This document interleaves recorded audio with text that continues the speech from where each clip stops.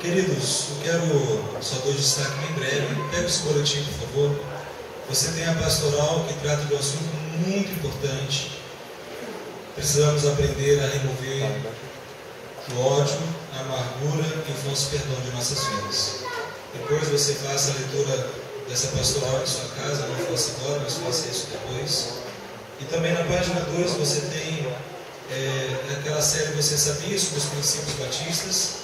Lê depois sobre o que está aqui hoje, as exigências do discipulado. Não deixe de fazer essas leituras que são muito importantes para a nossa caminhada como discípulos de Jesus. Bem, somente esses destaques que eu preciso fazer. Um último ainda, uma tentação, não posso deixar passar. A classe dos jovens é um espetáculo, assim como todas as demais classes, mas iniciaremos daqui a algumas poucas semanas um curso que vai tratar sobre a homossexualidade. E nós queremos chamar os jovens da nossa igreja. Você que ainda não fez sua inscrição, faça, porque vai ser um curso fantástico. Procure a Tuane, o Gabriel, o João, o Arthur, a turma aí, a galera dos jovens, que você pode estar participando, ok? Passando o nome para adquirirmos os materiais. Pois bem, sem mais nenhuma delongas, eu quero convidar os irmãos a abrirem a sua Bíblia no texto de Atos, livro de Atos capítulo 19, versículo 23 a 41. É um texto que nos mostra com muita clareza uma grande revolta que houve na cidade de Éfeso. Uma revolta que tem ecoado pela história e chega até nós mediante o texto bíblico. Então, Atos capítulo 19, versículo 23 a 41. O que vamos nessa noite meditar na palavra de Deus, essa revolta que veio de idólatras, a revolta dos idólatras. O que é importante nesse momento? Que você tenha toda a sua atenção voltada à palavra de Deus, que você não converse com a pessoa do seu lado. Se a sua Bíblia é no smartphone ou no tablet, não tem problema, mas deixe o rede móvel desligado para que você não seja prejudicado com informações sociais que vêm até nós, ok? Então vamos mais uma vez orar ao Senhor. Vamos fechar nossos olhos, vamos falar com o nosso Deus. Santo Deus, Pai querido, a nossa profunda gratidão e louvor ao Senhor. Te louvamos reconhecendo que somente Tu és Deus e agradecemos pelas bênçãos recebidas. Pai, fala aos nossos corações pelo Teu Espírito, que possamos compreender a Tua palavra. Ó Deus, que possamos, ó Pai, ter a Tua palavra aplicada na nossa vida de maneira bastante específica, de modo que, ó Deus, não saiamos daqui falando que outras pessoas precisariam ouvir, mas que saiamos aqui reconhecendo que o Senhor falou comigo, que o Senhor falou conosco. Ó Pai, trate o nosso coração, trate, ó Pai amado, a nossa vida, que possamos viver para a Tua glória, para o Teu louvor, em nome de Jesus. Amém. Então vamos lá, é um texto belíssimo, um texto muito lindo, que a gente vai estar trabalhando essa noite. Capítulo 19, versículo 23 a 41 do livro de Atos. Acompanhe, por favor. Por esse tempo, houve um considerável tumulto acerca do caminho. Havia certos ourives, chamado Demétrio, que fazia miniaturas de prata do templo de Ártemis, ou Diana, e proporcionava bom negócio aos artífices. Ele os reuniu, bem como os artífices de obras semelhantes, e disse: Senhores, bem sabeis que deste negócio nos vem a prosperidade. E estáis vendo e ouvindo que não só em Éfeso, mas em toda a Ásia, esse homem Paulo tem convencido e desviado muita gente, dizendo não serem deuses os que são feitos por mãos humanas. E não há somente perigo de que esse nosso negócio caia em descrédito, mas também que o templo da grande deusa Ártemis perca toda a sua importância, vindo até mesmo a ser destruído da sua majestade, destituída da sua majestade, aquela a quem toda a Ásia e o mundo adoram. Ao ouvirem isso, muitos ficaram furiosos e gritaram: grande é a Ártemis dos Efésios, ou então a tradução é: grande é a Diana dos Efésios. A cidade encheu-se de confusão e todos imediatamente correram ao teatro, arrastando com ele os macedônios, Gaio e Aristarco, companheiros de viagem de Paulo. E Paulo queria apresentar-se ao povo, mas os discípulos não permitiram. Também alguns dos oficiais romanos, amigos de Paulo, mandaram pedir-lhe que não se arriscasse a ir ao teatro. E uns gritavam de um modo, outros de outro, pois havia confusão na assembleia. E a maior parte deles nem sabia por que motivo se havia reunido. Então, tiraram Alexandre dentre a multidão, a quem os judeus levaram para frente.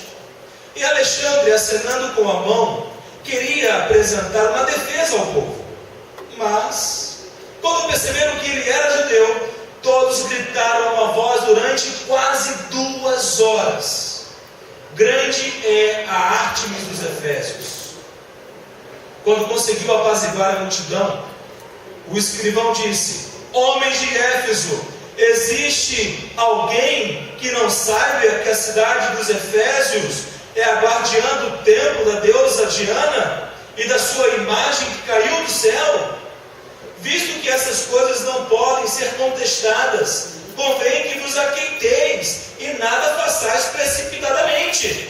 Porque estes homens que aqui trouxestes não são sacrilégios, nem blasfemam contra a nossa deusa.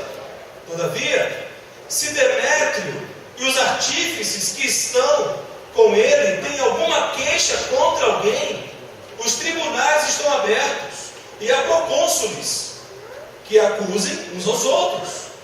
Além disso, se demandares alguma outra coisa, isso será resolvido numa assembleia legal, pois corremos o perigo até de sermos acusados de provocar desordem por causa dos acontecimentos de hoje, não havendo motivo algum com que possamos justificar essa aglomeração.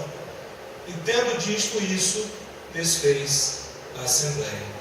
Bom, eu imagino essa história acontecendo ao vivo e a cores. Quando eu leio esse texto, eu paro para imaginar o que realmente está acontecendo naqueles dias na cidade de Éfeso. O tema da mensagem é a revolta dos idólatras. É um tema bastante bombástico, bastante sério.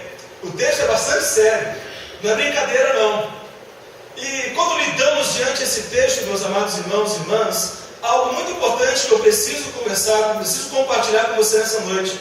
Eu pergunto a você o seguinte: você é uma pessoa crítica? Você é uma pessoa que tem um costume de fazer o seu autoexame, de avaliar a si mesmo? Como que você é? Ou então, há aquelas pessoas que nunca param para fazer uma autoavaliação de sua vida. Nunca param para pensar, para refletir, para criticar a si mesmo. Eu sei que críticas nunca é confortável. É muito ruim lidarmos com as críticas que as pessoas fazem de nós, da gente, né? Apontar o dedo, isso não é nada legal. Mas a autocrítica, ela é necessária. A autocrítica, ela é muito importante. A autocrítica nos ajuda a crescer. A autocrítica nos faz reavaliar os nossos conceitos. A autocrítica nos ajuda a sermos pessoas mais maduras. O quanto que a autocrítica é importante no casamento? O quanto que a autocrítica é importante no seu local de trabalho?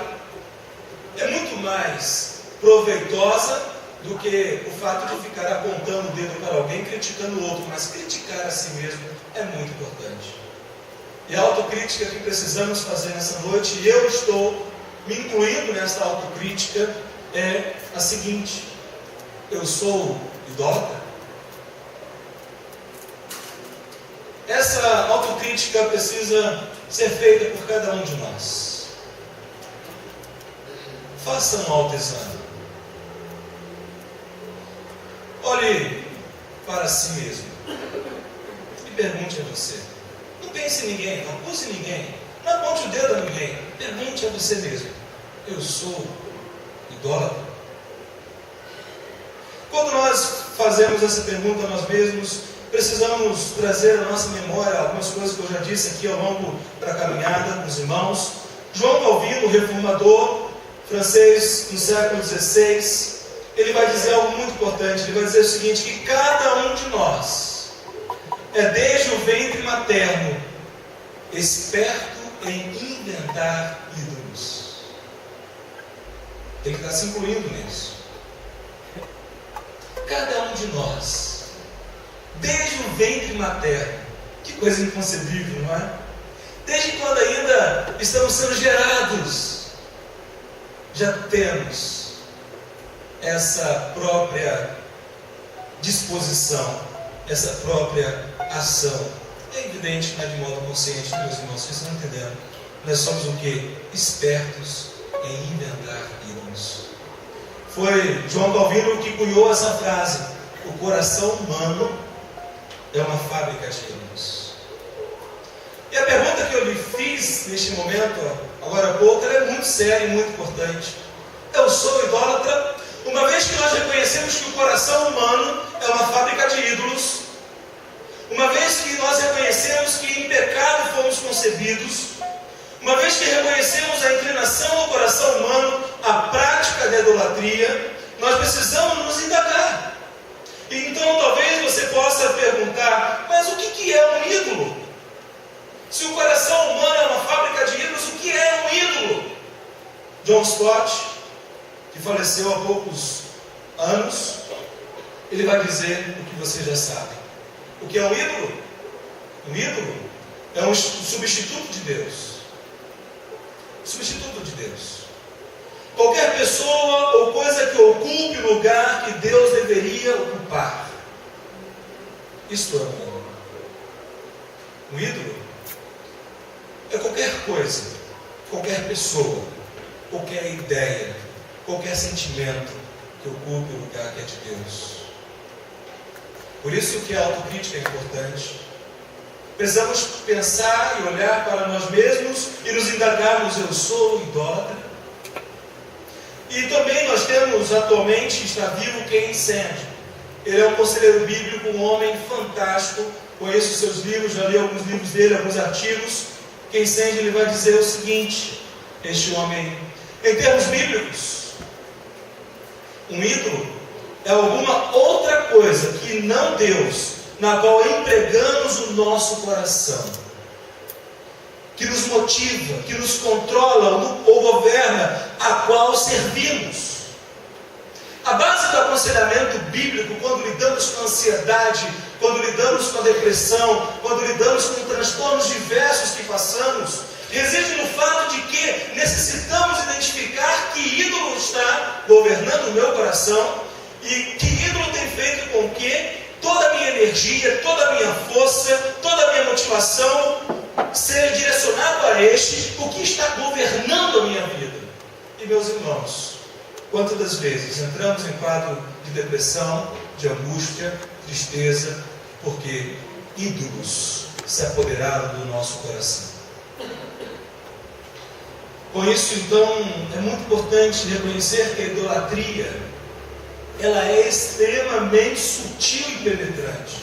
Precisamos reconhecer que a idolatria, amados irmãos e irmãs, é um pecado que nenhuma criatura humana que nasceu em pecado está isenta, imune e vacinada. Não existe vacina contra a idolatria.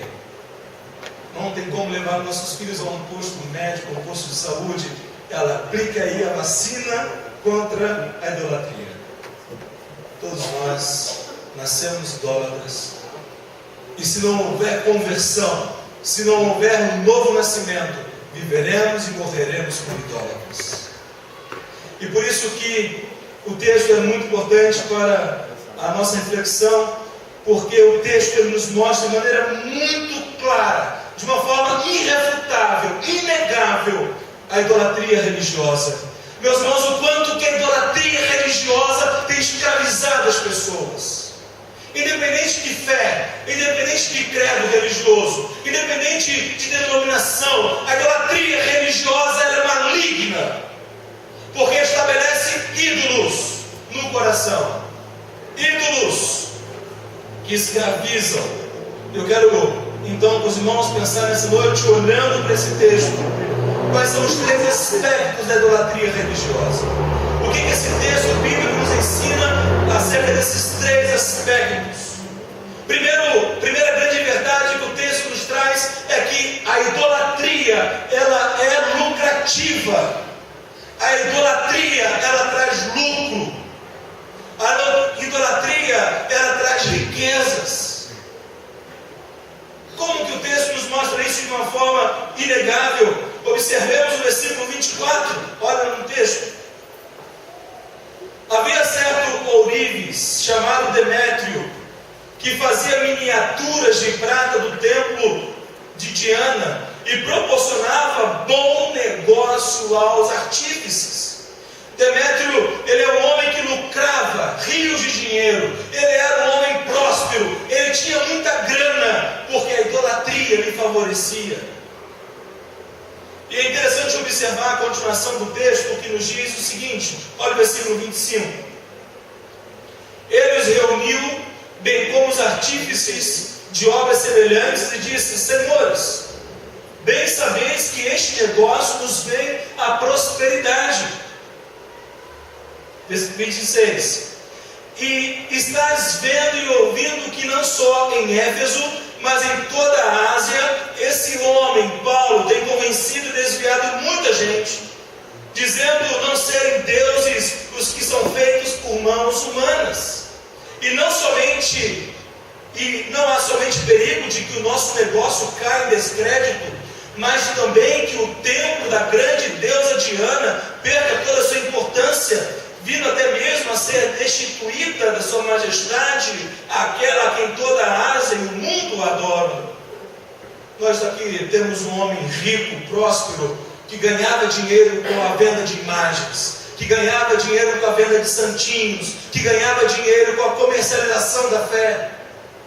Nós temos aqui diante de nós um homem que está profundamente preocupado.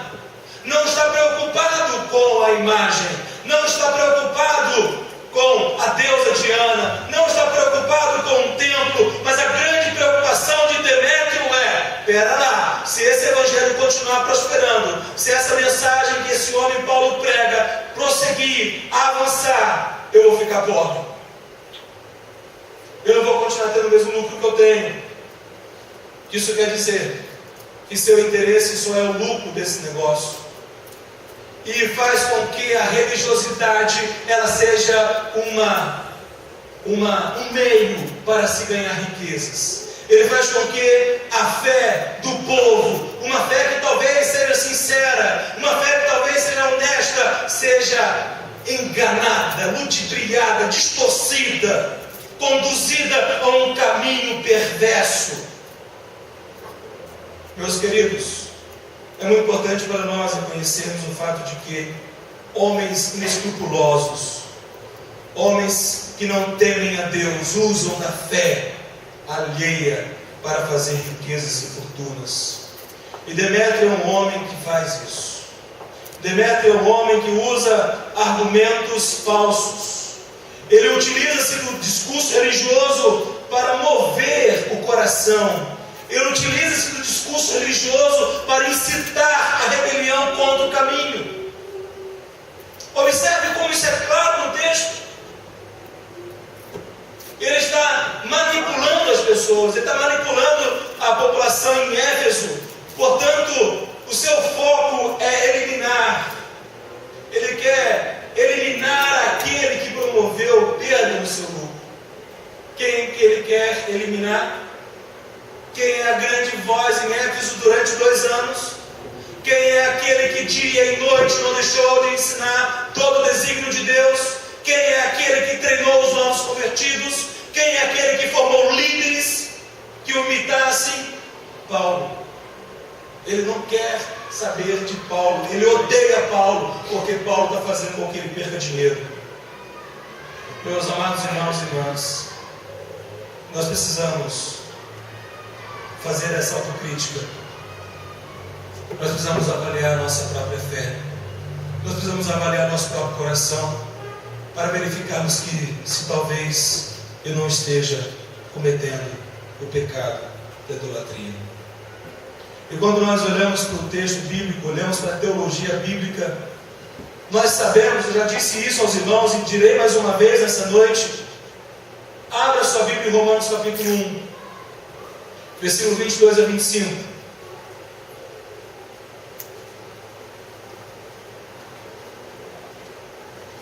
O que a idolatria faz? Romanos capítulo 1, versículo 22 a 25. Diz assim a palavra de Deus: dizendo-se sábios, tornaram-se loucos, e substituíram a glória do Deus incorruptível por imagens semelhantes ao homem corruptível, às aves, aos quadrúpedes e aos répteis.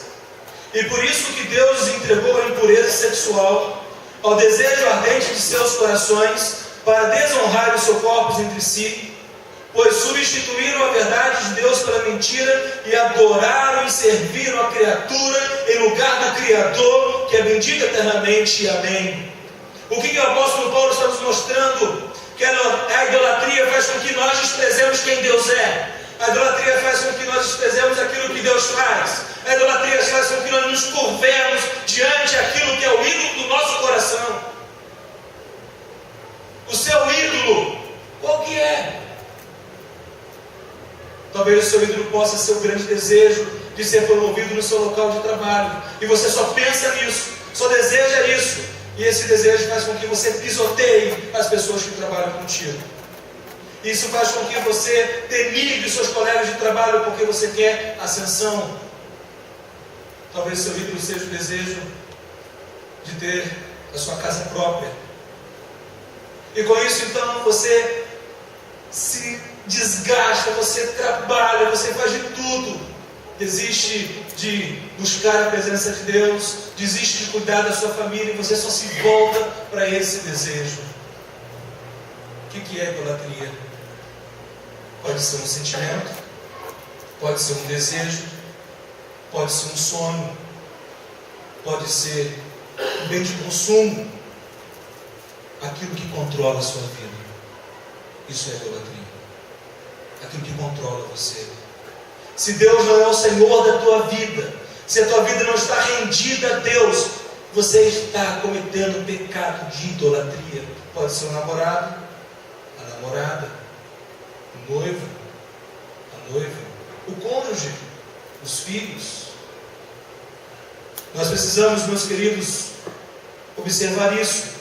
Mas, ao dizer isso, não podemos negligenciar o fato de que falamos aqui de coisas abstratas, falamos aqui de coisas que talvez sejam intangíveis, mas o que o texto nos mostra e precisamos realmente verificar é que existe uma expressão de idolatria religiosa que Deus condena, que Deus abomina, que Deus rejeita, quando diz, versículo 25 de Romanos 1, pois substituíram a verdade de Deus pela mentira e adoraram e serviram a criatura em lugar do Criador.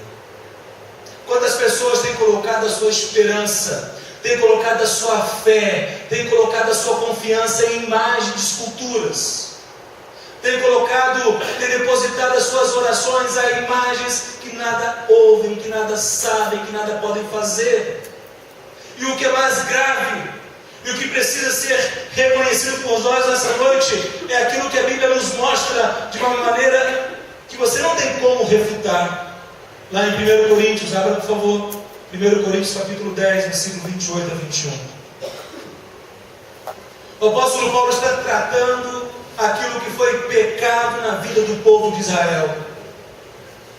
O apóstolo Paulo aqui está fazendo menção àquilo que o povo de Israel pecou lá no Egito, aliás, lá no êxodo, no deserto, na saída, e também durante a sua caminhada, a sua peregrinação.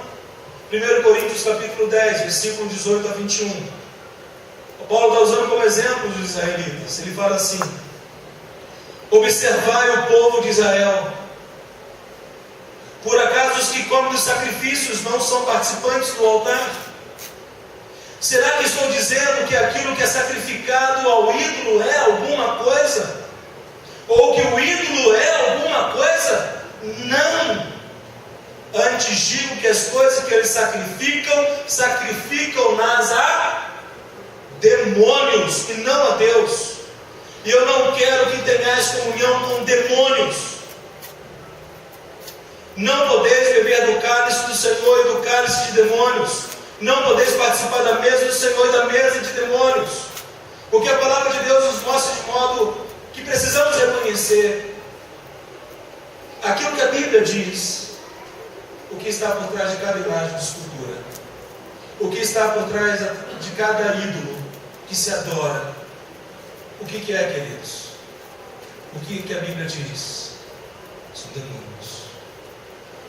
E quantas pessoas que têm uma fé sincera, quantas pessoas que você olha para a vida daquela pessoa, uma vida correta, íntegra, ela busca ser correta em tudo, é uma pessoa amável, uma pessoa realmente boa de se estar, boa de se conviver, mas por desconhecer a palavra de Deus, tem se prostrado, tem se ajoelhado, tem orado, tem venerado imagens, esculturas, e por trás dessas imagens o que estão são demônios.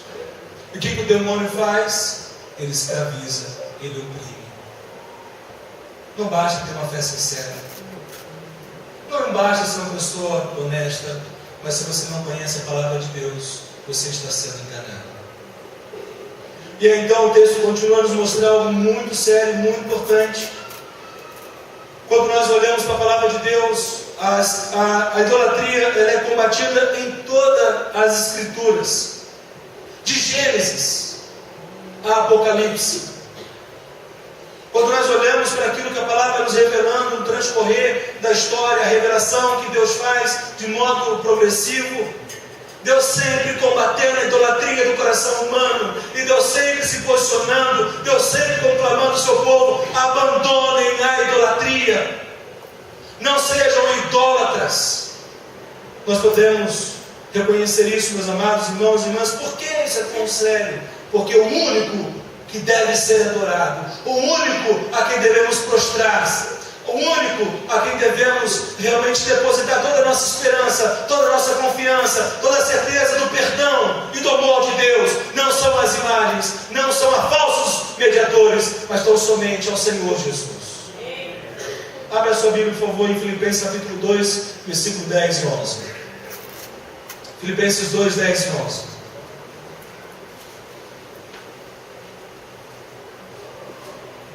Versículo 10 diz assim: para que ao nome de Jesus se dobre todo o joelho dos que estão nos céus, na terra e debaixo da terra, e toda língua confesse que Jesus Cristo é o Senhor, para a glória de Deus Pai. A palavra de Deus conclama, a palavra de Deus afirma que é o único a qual devemos dobrar nossos joelhos, o único que podemos colocar a esperança da salvação, a esperança de sermos aceitos por Deus, a esperança de termos o perdão que vem de Deus, a vida que vem de Deus. Não é a imagens, não são mediadores outros, é exclusivamente aquele que é digno de receber toda a honra, toda a glória, todo louvor e toda adoração ao Senhor Jesus. Agora, eu pergunto a você: qual é o seu ídolo? O seu trabalho? A sua empresa? O seu dinheiro? O seu status? O seu nome? Precisamos, meus amados irmãos, reconhecer o que a palavra nos diz. Abra lá em Romanos capítulo 11, por favor. Capítulo 14, versículo 11 e 12.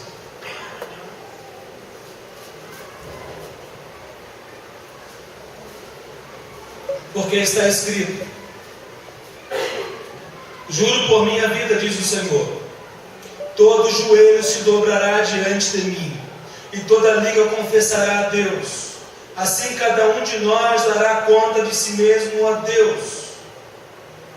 Então, quando estamos diante desses fatos, a essa realidade, aquilo que a palavra de Deus nos diz acerca do que é idolatria, nós precisamos, meus amados irmãos e irmãs, verificar o que está acontecendo em Éfeso. E o que é que está acontecendo em Éfeso? O verdadeiro Evangelho de Deus está sendo proclamado de uma maneira maneira estrondosa, espetacular. São dias maravilhosos, milhares de pessoas convertendo-se ao Senhor Jesus. Não somente Éfeso, que havia cerca de 300 mil habitantes, mas toda a Ásia Menor foi impactada pelo Evangelho. Demétrio sentiu no bolso. Demétrio percebeu que seu lucro estava caindo. Ele percebeu que não continuaria podendo desfrutar dos prazeres de seu tempo, e então ele fica preocupado, ele fica com medo. Sabe por quê? Porque o verdadeiro Evangelho de Deus é uma ameaça àqueles que ficam ricos com a idolatria religiosa.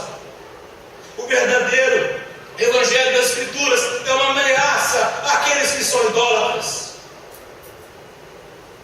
Precisamos, amados irmãos, amada igreja, vivermos o verdadeiro Evangelho e pregarmos o verdadeiro Evangelho. O verdadeiro Evangelho de Deus é uma ameaça àqueles que não creem, é uma ameaça àqueles que não temem a Deus. O verdadeiro Evangelho de Deus precisa ser proclamado em dom, alto som. E o que temos aqui em Éfeso, o que está ocorrendo, é que os ameaçados se ergueram com força contra a igreja de Deus e a proclamação do Evangelho. Os ameaçados não ficaram quietos. Quem de nós, se estivermos correndo o risco de perder aquilo que temos, ficaremos numa bolha? Pode levar, não tem problema não. Se você estiver correndo o risco, você vai defender aquilo que é teu. E nós temos aqui Demétrio, incomodado com o Evangelho, porque sabe que o verdadeiro Evangelho é uma ameaça ao seu lucro. Ele sabe que a idolatria é um negócio extremamente rentável. A idolatria religiosa é algo extremamente fabuloso àqueles que usam dela para os seus próprios benefícios. E Demétrio, incomodado como está, ele toma essa atitude. Ele chama os demais artesãos. Ele chama aqueles que também estavam perdendo. E aqui tem uma coisa muito séria, irmãos, que precisamos considerar. O quanto que a idolatria está oprimindo o povo brasileiro. O quanto que a idolatria está oprimindo a nossa nação, a nossa cidade, os nossos familiares, aqueles com os quais convivemos e muitas das vezes nem conta nos damos. A idolatria da igreja cristã de nossos dias, ela é uma realidade que podemos verificar. E preciso dizer que, primeiramente, no meio evangélico, o quanto que é vergonhoso as igrejas evangélicas do nosso tempo. Igrejas falsas, com falso evangelho, anunciando uma falsa mensagem, que dizem ser de Deus e não é. As igrejas evangélicas, elas têm praticado idolatria. Nós podemos aqui nos lembrar, e você sabe, quantos falsos pastores, falsos apóstolos, têm feito fortunas, rios de dinheiro, usando a fé do povo, não é? Quantas falsas igrejas evangélicas estão vendendo água, vendendo lencinho, vendendo coisas, aquilo que a igreja católica fazia no período da Reforma Protestante, a igreja evangélica tem feito hoje, esse evangelho falso nas igrejas neopentecostais. A igreja tem se rendido ao neopentecostalismo, mercadejando a fé. Isso é ridículo, isso deve ser por nós repudiado, rejeitado. Precisamos dizer que isso não é o Evangelho de Deus. E quando reconhecemos esse fato, essa realidade, nós vamos verificar que não somente hoje as falsas igrejas evangélicas o fazem, mas infelizmente a permanência da igreja católica na idolatria. Isso é um fato que também é irrefutável. Quem quer abandonar o lucro e a prosperidade da venda de imagens? Quem quer? No período da Reforma Protestante, as indulgências eram vendidas e tantas outras práticas que mercadejavam a fé. Imagens. As pessoas davam tudo que tinham, enquanto que a Igreja Católica enriqueceu ao longo de séculos e séculos, oprimindo o povo. Por que a Igreja Católica não ouviu Lutero, não ouviu os reformadores? É porque eles não estão nem aí para a Bíblia. O que eles querem é o lucro do comércio da fé. Nós precisamos, meus amados irmãos e irmãs, entender o porquê não ter dado, a Igreja Católica na época da Reforma não deu ouvido e a convocação de retorno às Escrituras. Por isso nós entendemos o porquê. Nós entendemos o porquê até hoje a Igreja Católica não admite que ela está errada, que a veneração de imagens é contrária à palavra de Deus. Com isso nós entendemos o porquê de não se ensinar aos fiéis que a idolatria é pecado e que é veementemente condenada por Deus. Nós entendemos o porquê. Por quê? Porque a idolatria religiosa gera riqueza. Isso é inegável.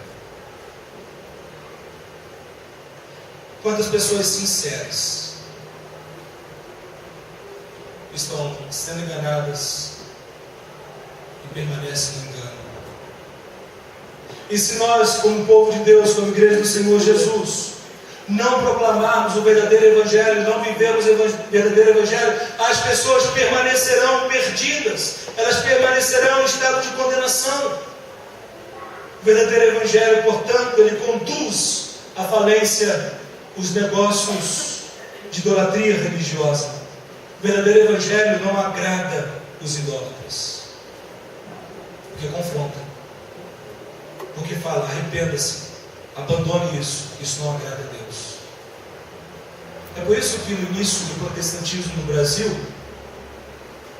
os missionários que vieram à nossa pátria foram apedrejados até a morte. Sabiam disso? Século XX, início do século XX, pertinho da gente. É por isso que no passado se havia tanta perseguição. Mas hoje é o que? Hoje é tudo comum, né? Está todo mundo certo. Não é isso? É isso que se ensina hoje? Você quer a sua verdade, eu quero a minha verdade? Ok, liberdade de consciência. A liberdade de consciência, a liberdade religiosa que existe hoje, não é por causa do protestantismo. Foi o protestantismo que batalhou, brigou. E nós, batistas, no século XVI, brigamos também pela liberdade religiosa. Muitos batistas foram levados à morte, brigando, lutando, protestando a favor da liberdade religiosa que nós temos hoje. Cada pessoa tem liberdade de crer no que ela quiser crer. Isso é um direito que Deus deu a cada pessoa. Mas não podemos dizer que isso significa que toda expressão de fé, toda prática religiosa é bíblica e correta, porque não é. Respeitamos o direito de liberdade de consciência, liberdade religiosa, mas precisamos proclamar a verdade de Deus. Então, quando nós olhamos para isso, ao fato colocado, o que Demétrio faz? O que Demétrio fez? O que o texto nos diz? Demétrio, ele percebe que o seu lucro está sendo solapado. E nós vemos com isso então que a idolatria é lucrativa, mas há algo muito importante que o texto nos mostra. Sabe o que é, meus irmãos? O texto vai nos mostrar que a idolatria ela causa cegueira espiritual. A idolatria ela causa cegueira espiritual. Observemos o versículo 28 a 34. Olha na sua Bíblia, por favor. Ao ouvirem isso, ficaram furiosos e gritaram. Então o povo, sendo mobilizado por Demétrio e demais artífices, gritaram o quê? Grande é a Diana dos Efésios. A cidade encheu-se de confusão e todos imediatamente correram ao teatro, arrastando com eles os macedônios Gaio e Aristarco, companheiros de viagem de Paulo. E Paulo queria apresentar-se ao povo, mas os discípulos não permitiram. Também alguns oficiais romanos, amigos de Paulo, mandaram pedir-lhe que não se arriscasse a ir ao teatro. Irmãos, olha aqui para essa imagem que está sendo projetada. Esse é o teatro de Éfeso. Está até hoje em pé. E foi nesse teatro que aconteceu tudo isso, segundo aquilo que podemos confiar como um dado fidedigno da arqueologia e que temos aí. Nesse teatro, você está olhando para o teatro. Imagine esse teatro cheio de pessoas. Hernandes Dias Lopes vai dizer que nesse teatro cabia 22 mil pessoas, 22 mil homens. Alguns falam menos. Mas o fato é que precisamos verificar que nesse teatro há uma aglomeração de pessoas. Consideremos no mínimo 10 mil pessoas reunidas. Pense no estádio de futebol. Quem já foi no estádio de futebol no dia de jogo? Como é que os torcedores ficam com o seu time? Balança a arquibancada, balança?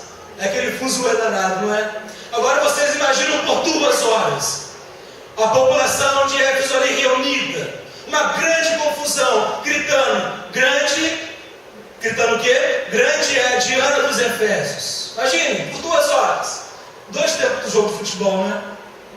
Deu o primeiro tempo, deu o segundo tempo, deu prorrogação ainda. Por 2 horas eles gritavam veementemente. Agora observem o que o texto nos mostra. Olha o versículo 32. Olha que interessante. Uns gritavam de um modo, outros de outro, pois havia confusão na assembleia. Mas olha o detalhe que Lucas diz: e a maior parte deles nem sabia por que motivo se havia reunido.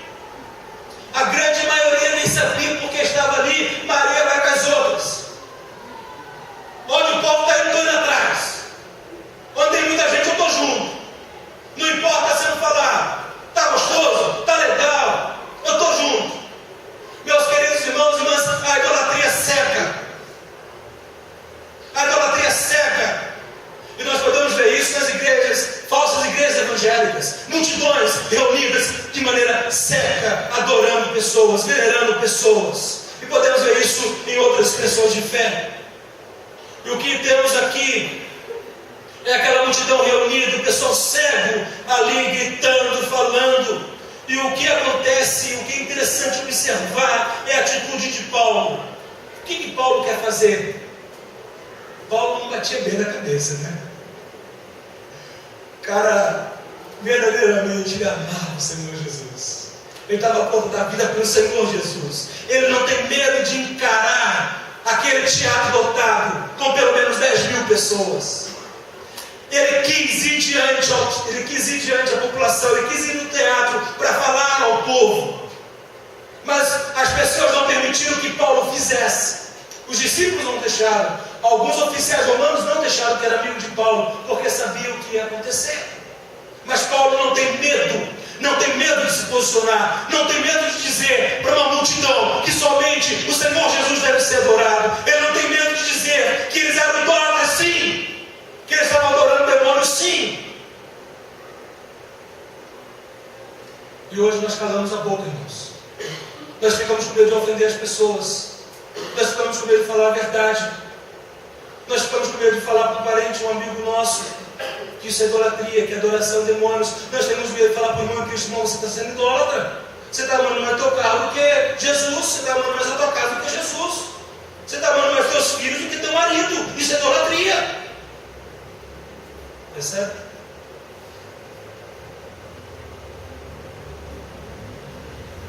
Quanto que isso é sério? O apóstolo Paulo, ele quer apresentar essa multidão furiosa para defender o Evangelho. Ele sabe que ele é apóstolo de Cristo Jesus, ele sabe que não poderia se acovardar nesse momento. E então a cegueira espiritual está oprimindo aqueles que não estavam reconhecendo o Evangelho da salvação. A confusão inegável. Por 2 horas gritavam: grande é a Diana dos Efésios. Já falei sobre isso, mas o quanto que isso é sério. O quanto que isso não pode ser por nós menosprezado. Meus amados irmãos e irmãs, a idolatria religiosa é o estado humano sem Cristo Jesus. Todos nós nascemos idólatras. Eu nasci idólatra. Se não fosse a misericórdia e a graça de Deus, um dia ouvir o Evangelho da salvação, reconhecer diante de Deus os meus pecados, o Espírito Santo ter me convencido do pecado, da justiça e do juízo, de ter reconhecido a necessidade de nascer de novo, morrer com Cristo, ressuscitar com Cristo para a nova vida, eu permaneceria um idólatra. E quantas vezes tem que vigiar o meu coração, porque quantas vezes também não estou voltando à idolatria. Nós precisamos reconhecer que um idólatra, ele jamais reconhecerá seu estado de cegueira espiritual se não for confrontado com a verdade revelada por Deus. Queridos, eu falo isso com muito amor, eu falo isso com muita temor diante de Deus. Não é brincadeira. Nós vivemos numa sociedade extremamente relativista, uma sociedade que não acredita mais em absolutos, uma sociedade onde o homem é a medida de todas as coisas, onde o que importa é ser feliz, onde o que importa é agradar a minha vontade, onde o que importa sou eu. Uma cidade individualista. E a igreja não pode se acovardar. Eu, Rodrigo, não posso me acovardar. Nós precisamos, como povo, como igreja de Deus, nos posicionarmos com graça, amor, compaixão pelas pessoas. Temos que ter, sim, repulsa. Temos que ter, sim, nojo. Temos que ter, sim, desprezo ao pecado. Os irmãos veem isso em mim. Mas a proclamação do Evangelho aos que estão cegos precisa ser feita com graça, amor e compaixão. Confrontar com a verdade de Deus, mesmo que doa. Isaías 44, um texto belíssimo. Abra lá sua Bíblia, por favor, Isaías 44. Isaías 44 é um texto, é um dos textos bíblicos que nos mostra de maneira clara a idolatria religiosa que o povo de Israel cometeu. Eu preciso dizer isso. O povo de Israel foi um povo que cometeu idolatria religiosa. Deus corrigiu severamente o seu povo. Deus bateu forte. Os cativeiros que o povo viveu foi resultado da idolatria religiosa. Olha só, olha a ironia que Deus faz. Isaías 44, versículo 9. Acompanhe comigo. Todos os que fazem imagens esculpidas não são nada. Os seus objetos mais preciosos não têm valor nenhum. Suas próprias testemunhas não veem nada, nem entendem para sua própria vergonha. Quem forma um Deus e funde uma imagem de escultura que não serve para nada. Todos os seus seguidores passarão vergonha. Irmãos, o que está dizendo Deus? Todos aqueles que seguem imagem de escultura vão passar vergonha diante de Deus. Olha só. Pois os artesãos são apenas homens. Ajuntam-se todos e se apresentem. Fiquem aterrorizados e sejam todos envergonhados. O ferreiro faz o machado, trabalha nas brasas, forma-o com martelos e o forja com seu braço forte. Ele tem fome e lhe falta força, não bebe água e se enfraquece. O carpinteiro estende a régua sobre um pedaço de madeira e esboça um Deus com lápis. Dá-lhe forma com formões e o marca com um compasso. Finalmente, dá-lhe a forma de um homem, conforme a sua beleza, para colocá-lo no santuário. O homem corta cedros, outro pega um cipestre ou um carvalho, assim escolhe dentre as árvores do bosque, planta um pinheiro e a chuva o faz crescer. Deus está sendo tão irônico com o fato, está mostrando que se não tem chuva, não vai ter madeira, as coisas não vão florescer, o artesão não pode fazer nada se não for. E aí vai, continuemos. Aí ele diz o que?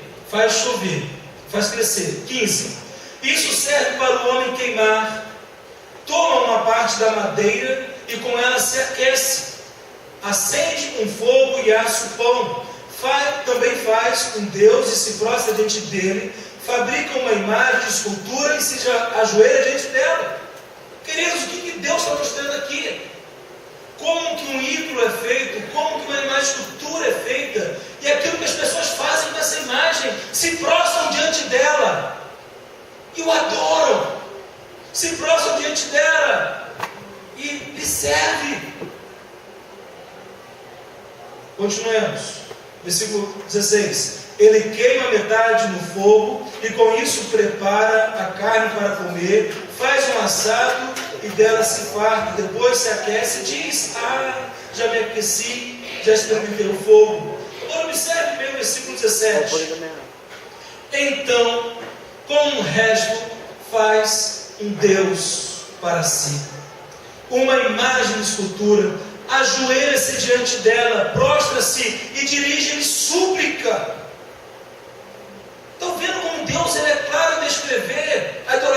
religiosa.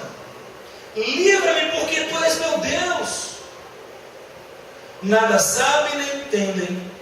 E aqui está falando agora daqueles que se prostram diante de imagens. Está falando daquele que ora as imagens, aquele que pede para a imagem interceder por si. Vai falar o quê? Nada sabem nem entendem, porque seus olhos foram fechados para que não vejam. Quem fecha os olhos, meus irmãos? O pecado. Os olhos humanos são fechados com a queda, o pecado. E o coração para que não entendam. Nenhum deles pensa. É muito sério. Não tem conhecimento nem entendimento para dizer: queimei metade no fogo, assei pão sobre suas brasas e fiz um assado, dele comi. Faria eu do resto uma abominação. O que é isso para Deus? A abominação. A prática da idolatria religiosa para Deus é a abominação. Eu me ajoelharei diante de um pedaço de árvore.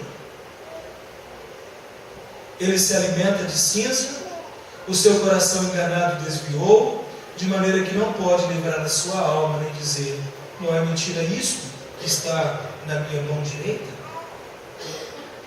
Meus amados, o povo de Israel cometeu esse pecado quando misturou-se com os povos da terra que praticavam a idolatria.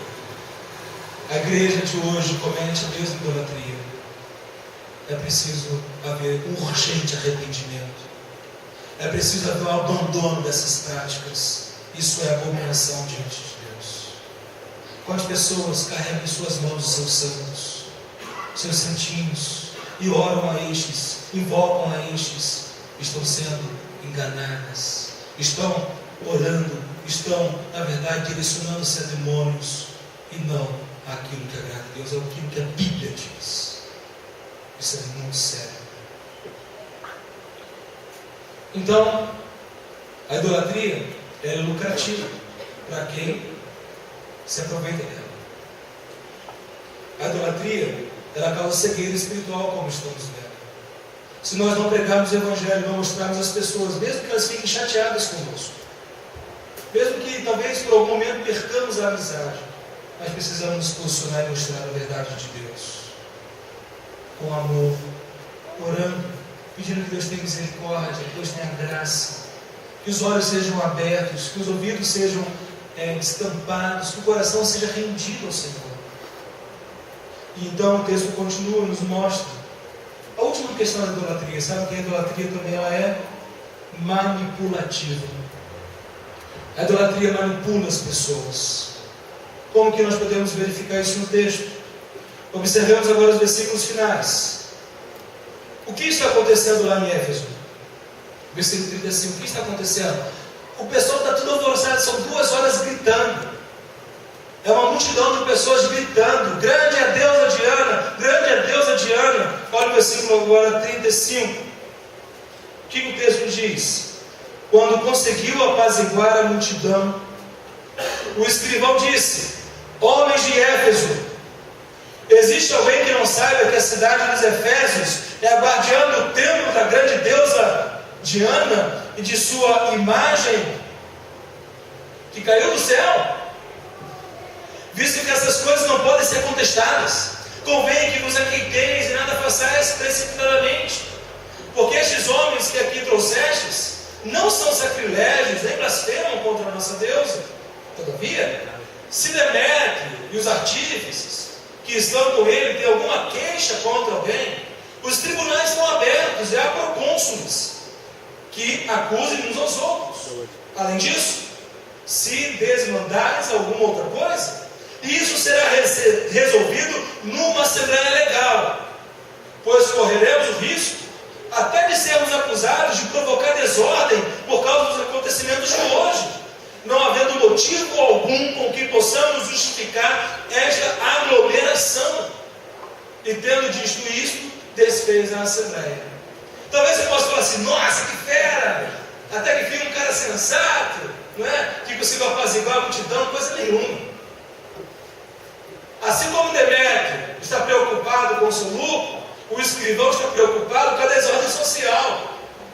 O escrivão não está preocupado com o Diana, não está preocupado com o templo, mas ele está preocupado com o seguinte fato.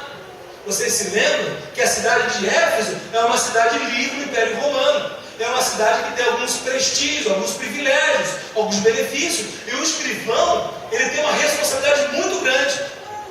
E se essa aglomeração, se essa confusão chega em Roma, a cidade de Éfeso ia perder todos os privilégios. O povo ia ter que pagar mais imposto. A gente não aguenta mais pagar imposto. Você aguenta pagar tanto imposto? O povo ia perder vários privilégios. O que o escrivão está preocupado? Ele está preocupado com a deusa Diana? Ele está preocupado em resolver o problema. Qual é o argumento que ele usa para resolver o problema? O mesmo argumento de Demétrio. Qual é o argumento de Demétrio? Olha, a nossa deusa, né? O nosso templo. Ele está preocupado com o dinheiro. E agora, o que nós temos aqui? Um escrivão preocupado com a desordem. E então é interessante observar, meus irmãos, que ele vai além de Demétrio. Ele consegue apaziguar, sim, ele apazigua. Não há como refutar isso, ele apaziguou a situação. Mas olha que interessante. Ele vai falar o quê? Existe alguém que não saiba que a cidade dos Efésios é a guardiã do templo da grande deusa Diana? O que ele está falando? Para agradar os ouvidos da população. Ele começa a sua intervenção agradando os ouvidos daquele que estavam diante dele. E ele vai além, ele vai dizer o seguinte: ele diz sua imagem que caiu do céu. Acho que o único que caiu do céu é o diabo, né? E a sua imagem que caiu do céu. Então, o que ele diz? Olha, vocês não podem, ninguém pode contestar isso. Isso que eles estão falando é balela. Ele apazigua. Mas ele apazigua preocupado com o dinheiro, não com o dinheiro, mas com a desordem. Ele chama a multidão. Agora tem uma coisa que ele vai fazer, que ele conseguiu chamar a atenção, ele conseguiu ter o povo agora calmo, e depois que o povo acalmou, o que ele fala? Qual é a segunda fala dele? Ele vai o quê? Ele vai no versículo 37 chamar o povo à sobriedade. Olha o versículo 37. Porque estes homens que aqui trouxestes não são sacrilégios nem blasfemam contra a nossa deusa. Então, ele está agora colocando ordem nas coisas. Ele está agora o quê? Preocupado com a desordem, direcionando o povo o seguinte: olha, nós temos aqui a justiça, nós temos aqui aqueles que cuidam disso. Existe uma assembleia legal, existem os tribunais em Éfeso. Então vamos encaminhar esse assunto para o tribunal, e o tribunal vai resolver. Porque nós não podemos continuar assim, porque se continuarmos fazendo essa desordem, todos vão perder. Então, ele alerta os Efésios do risco de perderem os privilégios e a posição de prestígio. Mas o que move o coração dele? Ordem social. Ele não queria perder o emprego dele. Ele não está defendendo o Evangelho. Esse escrivão não está defendendo, ele não está defendendo Paulo. Ele está defendendo aquilo que é dele. A idolatria, ela manipula as pessoas. Se nós não tivermos, queridos irmãos e irmãs, os nossos olhos atentos à palavra de Deus, se nós não formos um povo que examina as Escrituras, se nós não formos um povo sério de Bíblia, estudá-la, compreendê-la, aplicá-la corretamente na nossa vida, não é o homem medir todas as coisas, cada um interpreta como quer, não. Existem regras de hermenêutica, existe a teologia do texto, existe todo um pano de fundo, um contexto que deve ser considerado no estudo do texto. Isso dá trabalho. Se nós não tivermos a seriedade, nós seremos um povo enganado por qualquer charlatão. Vamos atrás de movimento, vamos atrás de emocionalismo, vamos atrás daquilo que nos agrada e não aquilo que agrada a Deus. Então, muito cuidado, preste atenção, para que você não seja manipulado por falsos pastores, por falsas igrejas, que só visam dinheiro, que visam lucro. Muito cuidado para você não ser manipulado pela tradição religiosa que você herdou dos seus pais. e por causa dos meus pais eu não vou largar aquilo que eu tenho, porque eu aprendi desde pequenino. Se não é bíblico, abandone, rejeite. Precisamos fazer essa autocrítica. Precisamos fazer esse autoexame. Qual é a sua idolatria? Eu não estou apontando o dedo para ninguém aqui. Vocês veem que essa imagem, a própria imagem, é a própria autocrítica, é o próprio autoexame. Eu não sei qual é a sua fé, eu não sei o que você crê, mas se você crê naquilo que não é bíblico, você não é aceito por Deus. A salvação não é universal, não é universalista. A salvação somente para aqueles que foram redimidos, para aqueles que foram regenerados, para aqueles que nasceram de novo. Não é religioso. Religião não salva ninguém. Religiosidade não salva ninguém. Religiosidade só afasta as pessoas de Deus. Nós precisamos nos arrepender, crer no Senhor Jesus e seguir fielmente. Nós somos o povo de Jesus. Nós somos o povo que crê na palavra de Deus. Agora, você tem alguma idolatria no teu coração que está te impedindo de seguir a Deus?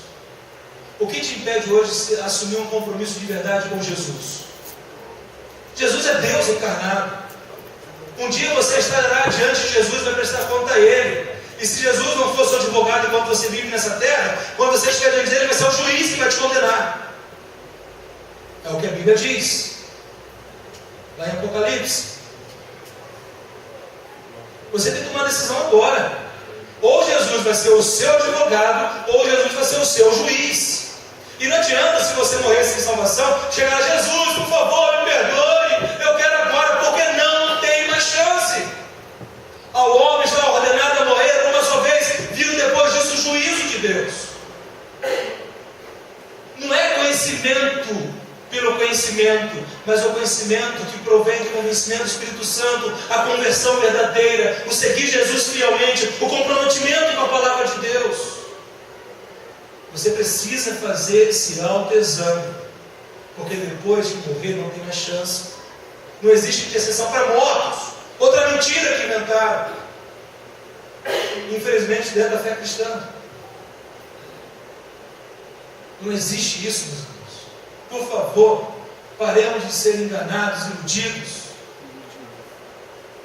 Nós precisamos reconhecer nossa própria vida. Eu sou idólatra. Se eu não vigiar meu coração, meus irmãos,